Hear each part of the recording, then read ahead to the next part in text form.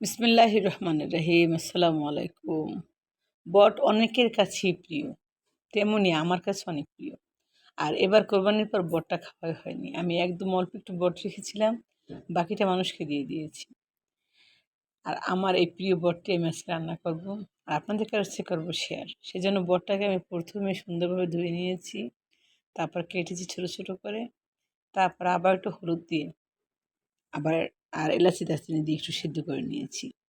তারপর পানিটা আবার ঝরিয়ে নিয়েছি। তারপরে এখন রান্না করব হাফ কাপ সয়াবিন তেল, তার ভিতর হাফ কাপ রসুন বাটা, পেঁয়াজ হচ্ছে 2 টেবিল চামচ, জিরে টালে 1 চামচ, ধনিয়া গুঁড়ো 1 চামচ, আদা 1 চামচ, মরিচের গুঁড়ো 1 চামচ, হলুদের গুঁড়ো হাফ চামচ, লবণ পরিমাণ মতো। এই মশলাগুলো দিয়ে আমি ভালোভাবে কষিয়ে নিয়েছি। সাথে এলাচি দারচিনির গুঁড়োটা দিয়ে ইউজ করেছি এখানে।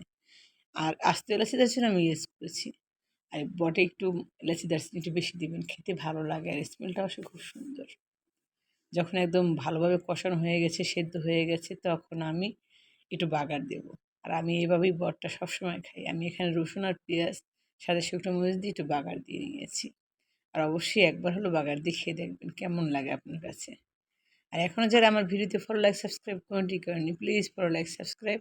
সবার আগে আমার ভিডিওগুলো পেতে পাশে থাকা বেল আইকনটি বাজিয়ে রাখুন, তাহলে পেয়ে যাবেন আমার রেসিপিগুলো আপনি। আল্লাহ হাফেজ।